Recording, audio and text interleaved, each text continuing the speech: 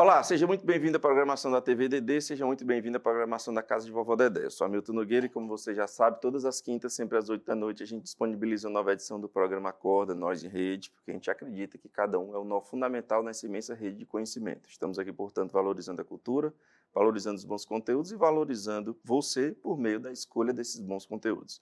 E hoje a gente tem o prazer de receber aqui no Acorda a cantora, compositora e regente Aparecida Silvino, para a gente conversar sobre arte, sobre música, enfim, sobre aquilo que o Brasil hoje mais necessita.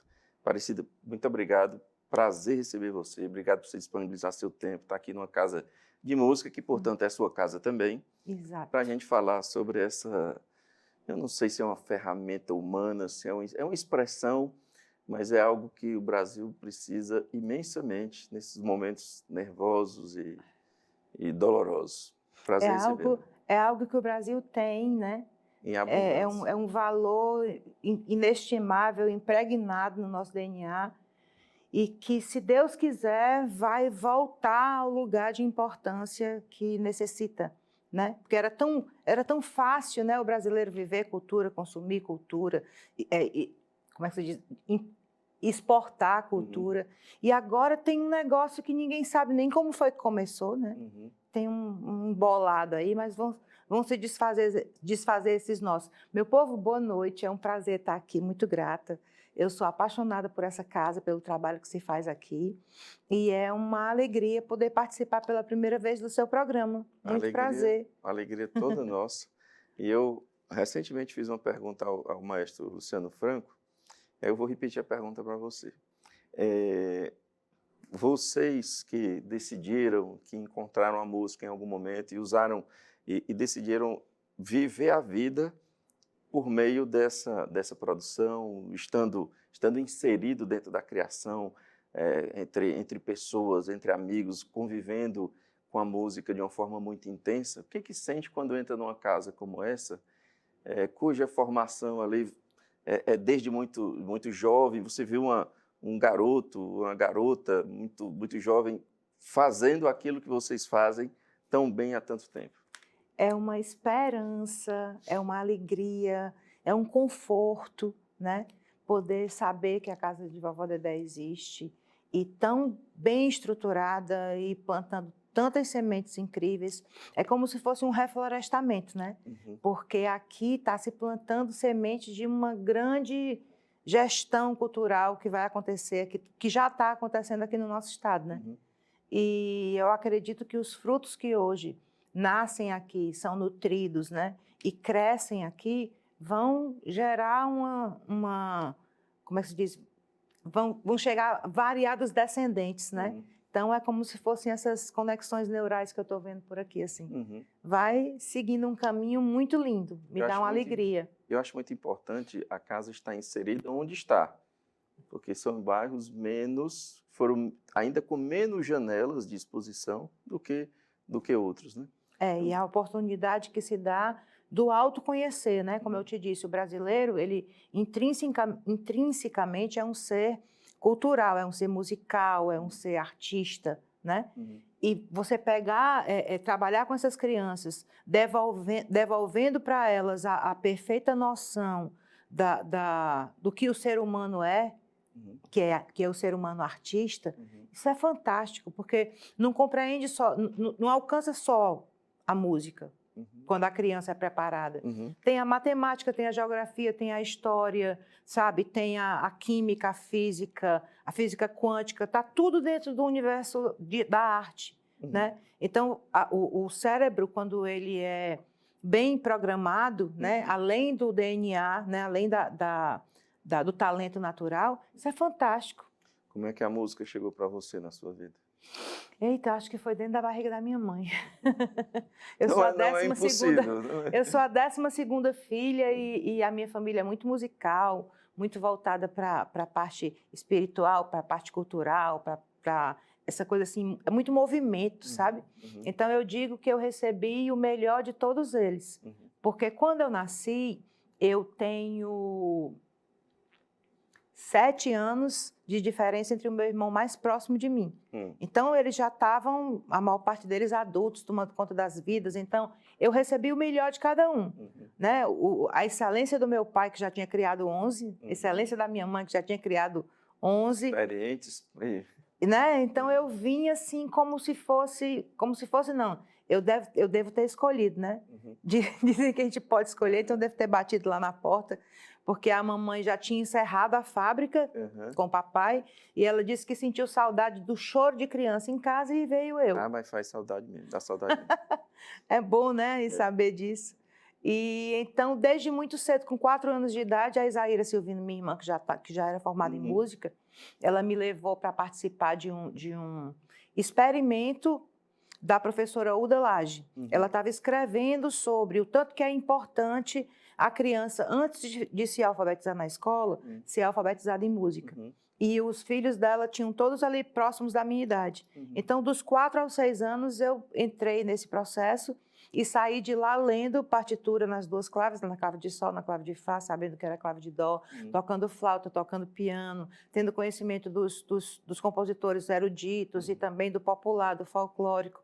Quando eu entrei no conservatório foi fácil, é como se o piano estivesse ali, sabe como andar de bicicleta? Sim. Que você não sabe como foi que você andou e você nunca mais esquece. Sim. Então, o instrumento vira uma extensão do seu corpo, sabe? Qualquer instrumento que você pegue, quando você está aprendendo nessa época, é fácil. Aí você toca mais de um instrumento, é muito legal. Olha, isso de mostrar para a criança e de envolver a criança nesse processo de aprendizagem é tão importante que eu sei da minha limitação para a música, mas eu não deixei de tocar uma flautazinha de vez em quando, um violãozinho pessimamente tocado, confesso, mas tem um lado bom, exclusivamente para que meu filho ouça e aquilo seja natural para ele, e se ele despertar para isso. Olha ótimo. aí, pronto. E quanto mais música você colocar para ele ouvir, melhor ainda, né? É verdade. Porque eu já sei que acontece, né? Acontece, sem dúvida.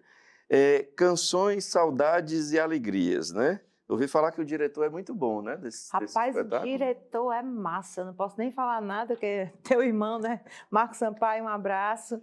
Ele está fazendo essa direção, já é o segundo trabalho meu que ele dirige. E o Marcos, ele abre, assim, ele aprendeu a lidar comigo. Eu sou uma pessoa muito teimosa e muito medrosa, né? Então, ele aprendeu a lidar comigo. Ele solta assim, aí ele vai aqui, ele arruma. De repente, constrói alguma coisa que eu nem sabia que era capaz de dar conta de fazer, sabe? Assim foi com a minha live de aniversário, que está no YouTube, vocês podem ter acesso a ela. E assim está sendo esse novo show, né? Que a gente está fazendo, trazendo para as pessoas mais profundamente a Aparecida Silvino pianista, que sempre teve muito escondida, porque eu sempre achei que o meu piano era para uso doméstico, para eu tocar, para poder, né? Para compor, para fazer terapia, porque nada melhor do que uma peça do Chico Buarque ali, nada melhor do que uma peça como é que se diz, das 2 invenções de Bach, Debussy, tudo se arruma, é matemática sagrada. E o Marcos, ele me pôs no palco para tocar e cantar umas 2 vezes antes desse processo todo. E eu dizendo, eu não vou. E ele, vai, eu não vou, vai. Acabei indo e gostei da estética que se formou, né? Na minha live, foi a live inteira, só piano e voz, e foi profundamente libertador, porque nessa época de isolamento social, a gente não podia estar com os músicos, não podia estar junto, né?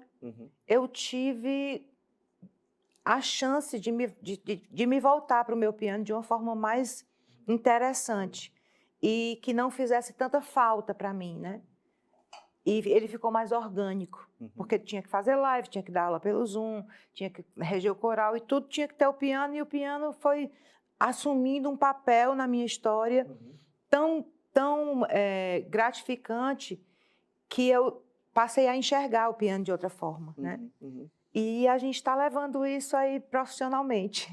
E eu espero viajar com esse projeto, né? Porque o piano está em qualquer lugar e eu posso sentar e tocar, vamos ver. Eu ia até fazer essa pergunta depois, mas já que você falou no período de isolamento, o que a pandemia fez com a sua música? Transformou? Você teve que ficar mais só com ela? Produziu mais, produziu menos? Como é que esse período fez com você? Eu produzi muito, só vou ter que ficar doida. Mas o principal que a pandemia trouxe para mim foi a exposição com a câmera. Foi olhar para cá e Você não achar isso gostava? normal. Eu achava terrível. Eu não tinha assim, a menor vocação, nem para fazer foto, nem para fazer programa, nem para fazer. Era um desespero. Uhum. A primeira live que eu fiz, eu quase desmaio, quase tive um infarto. Mas foi passando, eu fui me assistindo, eu odiava assistir, né, ver o resultado. Eu odeio até hoje me assistir, né? Sabe o que é isso? É, Perfeccionismo, que nem pode eu ser. estou reconhecendo, se não está perfeito, né, e tal. Aí eu fui enxergando alguns pontos, fui percebendo que o que eu tinha a dizer é mais importante do que o veículo que eu estou usando para dizer isso, Uhum. né? E que se eu fosse ficar calada eu ia adoecer e eu não tenho vocação para ficar doente, Uhum. né? Então a gente precisava mesmo, as pessoas estavam precisando ouvir palavras, precisando ouvir canções. E eu fui conhecendo gente que eu nunca vi na vida, me chamando para fazer live, eu fui. Uhum. Sempre um desespero, mas o desespero está diminuindo agora. Uhum. E eu estou começando a compreender que essa tecnologia, né, essa coisa do Instagram, do trabalho, ele é muito legal, porque leva a gente para perto mesmo da pessoa, né? Uhum. E é nossa obrigação, o artista tem que ir aonde o povo está. Uhum. Se Já diria tem que Milton. ser através de uma câmera, né? Vamos lá. É a segunda lei de Milton, né? Pois a primeira é relação ao dia do amigo. Mas, então, hoje, a sua relação com mídias digitais, com rede social, com essa exposição digital, está mais apaziguada? Tá mais apaziguada e eu tô aprendendo, sabe? Uma das coisas que eu aprendi na pandemia foi isso. A timidez é um excesso de perfeccionismo. É um perfeccionismo na medida errada, porque a gente gostar de ter um capricho, de fazer a coisa o mais perfeita que a gente pode fazer, é uma coisa. E a gente tem a obrigação de ter esse capricho, né? Entregar para as pessoas, seja lá em qual profissão, a coisa, o melhor que você pode entregar. Mas quando isso te paralisa e diz que você não faz porque não está perfeito, aí não funciona. Então, esse foi o ganho que trouxe, que chegou para a minha vida durante a época do isolamento social. Não está perfeito, mas vai. Você usava esse mesmo rigor na produção dos seus discos? Sempre usei. É terrível isso, né? Muito. Sempre usei a coisa desse rigor de mim no palco, exigindo o máximo do máximo. E nem precisa, gente, é só inspirar e ser. Porque preparada eu já estou, né? Vamos combinar? Tem muita bagagem aí, tem muita vida, assim. E lidar com essa coisa desse pânico, desse desespero, é importante na vida de qualquer pessoa. Eu nem sabia que isso era uma patologia, porque eu imaginei que todo ser humano fosse assim. Eu nunca imaginei que do lado de dentro tivesse um desespero, um negócio. Não imaginei. Há pouco tempo foi que descobri que isso é uma doença e fui tratar. E estou tratando, né? E isso tem me feito muito bem, porque tem me deixado à vontade para ser artista. Imagina um artista com pânico de palco. Tem alguns casos, né? Assim, tem alguns. Não é tão raro assim, mas às vezes o palco grita, fala mais alto, essa pessoa não vai querer, não vai conseguir viver de outra coisa. E, enfim, é a música, né? A música é maior que a gente, né? Então ela tem que passar, a gente é canal. Quando eu aprendi isso, que já foi há algum tempo, muito tempo atrás, que a música é mais importante do que nós, então a gente precisa subir no palco com o foco na música, porque aí o corpo obedece, né? O corpo obedece e acontece alguma coisa que... Tem gente que chama de magia, né? A gente ensaia até o máximo que der para ensaiar, porque o que está pronto é o que acontece ali no palco. E nunca é igual, né? Por mais que você cante a mesma música, naquele momento que você está cantando é único e dali nunca mais vai ser a mesma coisa, né? Parecido. A gente acabou encontrando em comum esse período da Cefaz, que você produziu os shows. Eu não sabia disso, eu estava na parte da literatura, mas ia ouvir o pessoal da música, a Marta, Mazé, tanta gente Evelyn, boa, Cristina, Luciano Luciano Seixas e Seixas. tantos outros, né? Luciano era a grande atração, né? Devido àquele jeito muito parecido dele com o Raul. Mas o que eu quero dizer, onde eu quero chegar é dessa pluralidade do trabalho música.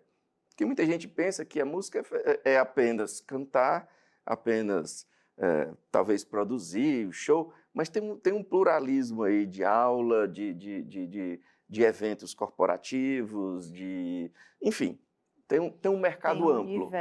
Tem um universo amplo, né? Não é apenas o que a gente vê ali numa determinada vitrine e que se confundiu, ficou muito entretenimento. Muito fugaz, ficou muito frívolo, essa palavra frívolo, da celebridade, isso e aquilo. Eu queria que você falasse assim, um pouco sobre como é que está o mercado hoje, já que tem tanta gente sendo formada na área de música. Como é que está esse mercado? Como é que abraça essas pessoas? Uma maravilha é as pessoas passarem a estudar para fazer o que querem fazer, né? Porque o estudo é uma ferramenta. Não é que você vai fazer como o professor está dizendo, não. O estudo é uma ferramenta, os exercícios, eles existem para que você ganhe soberania, né? Para que você consiga fazer da melhor forma a sua arte. Mas a arte é uma profissão como outra qualquer. Um médico saiu da universidade, ele vai para onde? Ele vai para a residência, né? Aí ele vai escolher qual é a área que ele vai querer trabalhar, ele nunca vai parar de estudar e ele vai ser médico a vida inteira, o engenheiro da mesma forma, o arquiteto da mesma forma. Por que o músico não entende que é dessa forma que existe, né? Talvez porque arte e entretenimento fizeram uma ponte e essa ponte é como se fosse assim, uma coisa meio estreita, que quase ninguém passa e que dói passar, né? E que tem muito dono, né? Tem muito dono da clínica. Que o dono da clínica é diferente do médico que trabalha na clínica. Que trabalha na clínica, para ele. O dono do hospital é diferente do médico que opera no hospital. Então, tem todas essas coisas para a gente enxergar, sabe? Quando a gente enxerga que nós somos um trabalhador braçal como outro qualquer, aí a gente vai buscando alternativas. Quer ser o dono da banda? Aí vamos estudar para ser o dono da banda, né? Quer ser o dono da festa? Porque o dono da festa já é diferente do dono da banda. Sim. Né? Então, tem toda uma complexidade aí. Com outras obrigações, outros desafios, né? Que a gente tem que aprender sem perder la ternura jamais. Porque a gente tem que subir no palco e ser artista. Né? Então, a gente tem que se estruturar dessa forma, né? Porque o dono do hospital, ele pode ser um excelente cirurgião. Quando ele está na cirurgia em si, ele não está pensando no contador, na estrutura, não, ele está sendo cirurgião naquele momento. Então, dá para a gente fazer muita coisa. O que não dá, que eu acho, é reclamar do poder público só, né? É entender, de ver só o que está errado, é achar ruim o sucesso do fulano de tal que está fazendo uma música que não presta. Como assim não presta? Se a música existe e está empregando milhares de pessoas, e está rodando, e está fazendo bem, a música presta. Não é o que eu gosto, é outra coisa, porque gosto é uma questão muito pessoal, né? Então, eu acredito que o que falta para a gente é compreender esse processo.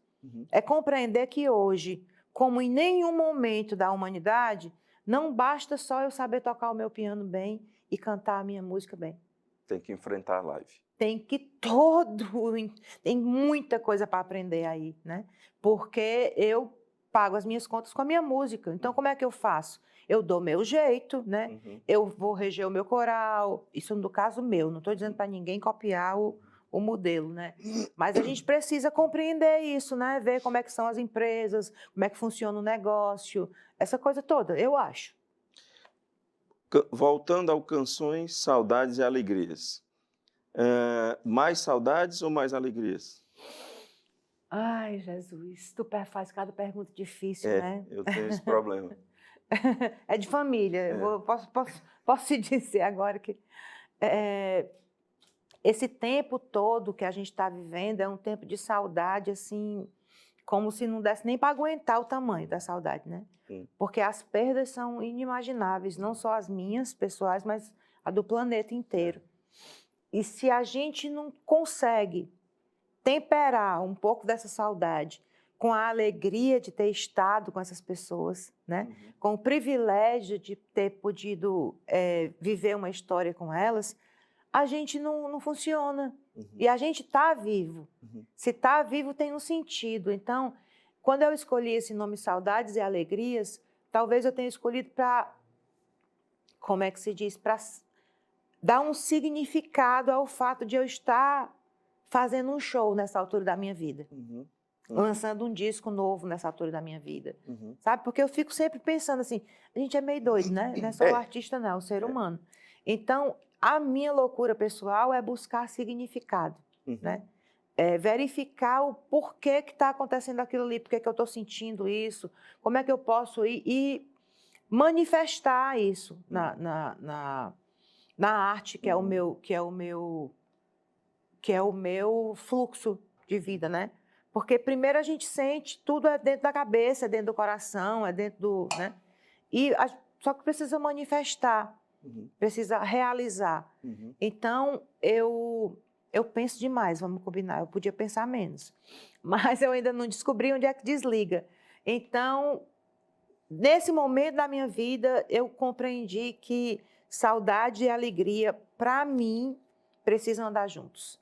Porque senão chega uma outra coisa que é a tristeza, que é a dor da perda, e eu não tenho... Não são necessariamente divergentes, um não expulsa o outro. Não, eu não tenho maturidade psíquica, maturidade para sofrer, gente. Desculpa, eu deixo para sofrer mais tarde. Sabe aquela coisa de eu apenas abri a janela e deixei a vida entrar.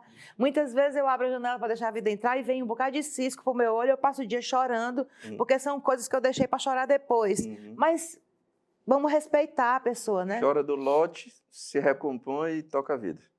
Vamos indo, quando a gente consegue. Chico Buarque e Milton Nascimento são boas vozes para cantar essas saudades, essas alegrias? São, sim. Eles são pilares na minha vida, né? O Chico Buarque, o Milton Nascimento, o Caetano Veloso e o Eugênio Leandro, desde a primeira entrevista que eu dei na vida, do primeiro show que eu fui fazer, eu já dizia que esses 4 caras aí são os caras. Tive a felicidade de tomar uma cervejinha ali em frente à casa do Eugênio Leandro, com o amigo Richel Martins e tal. Que massa, tu é feliz. Uma noite espetacular, por sinal. Ele é massa, né? Então, essas duas vozes para você, nesse momento, é o que representam aquilo que você quer dizer, quer interpretar, quer cantar e quer passar para as pessoas. Não só eles, mas eu estou com as minhas músicas também. Então, nessa apresentação, não é apenas essa interpretação deles, não. Tem suas músicas. Também tem algumas músicas minhas que estão junto, né? É o pacote da saudade e da alegria ali, junto. Tá. Dia 26. Dia 26 de julho, às 19 horas, no Cine Teatro São Luís. Ingressos pelo Simpla. Ingressos pelo Simpla, no projeto Dentro do Som. Dentro do Som.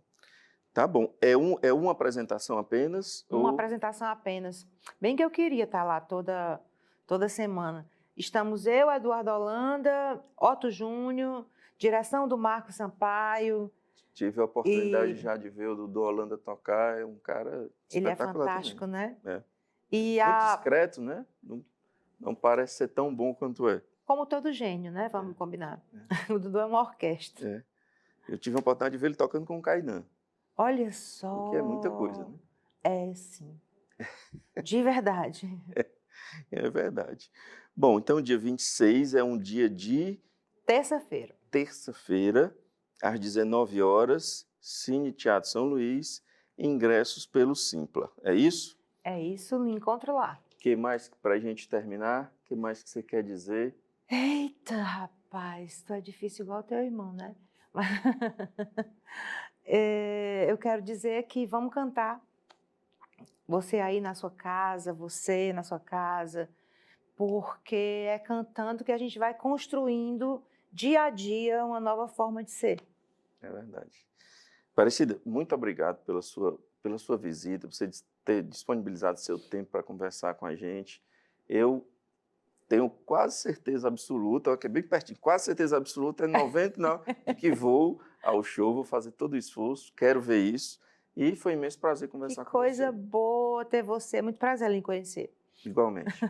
Agradeço a Aparecida, agradeço a você que nos acompanha. Lembrando que todas as quintas, sempre às 8 da noite, uma nova edição do programa Acorda disponível para você. Obrigado pela boa companhia e até a semana que vem.